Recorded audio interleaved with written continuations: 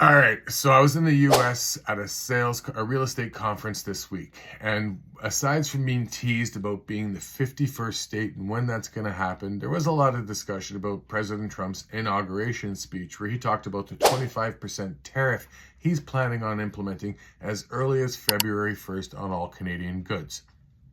Let's stop and talk about what that's going to look like right now.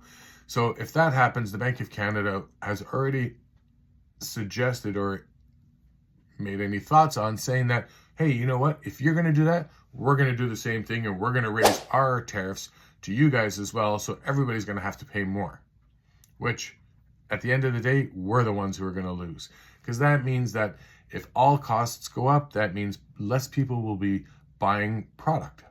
What kind of product? Stuff that you buy for your household, stuff that's required to build homes. And that means that we'll have an interest rate increase because inflation will go up. And if inflation goes up, what does that mean? We've already seen what that means to the Canadian real estate market. It means less purchases, less people selling, fewer people can afford homes. And we're going to be in a situation where as prices start to climb and everything else starts going up, we're not going to be able to afford anything as well as we've just seen, as we're starting to see rates coming back down, which is what the Bank of Canada is trying to do to bring us back on track. And President Trump may turn around and just put a big monkey wrench in that and make it all more challenging for us. So we should see how that works out.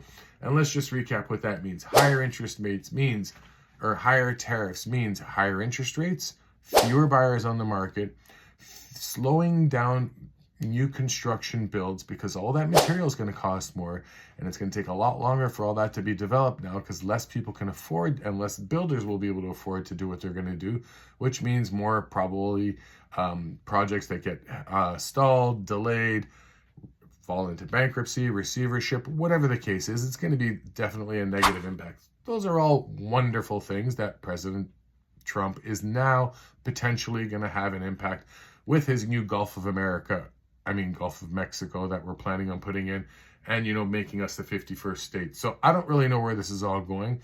The only advice I've been told and suggested that I think makes sense right now is if I have a mortgage right now, I might want to lock in my interest rate just for a little while, just in case President Trump decides that one of his promises he'll actually fulfill on. I'm Rob Sansoni giving you this week's Did You Know?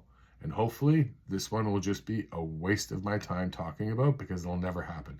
Take care. I'll talk to you soon, and I'll see you next week.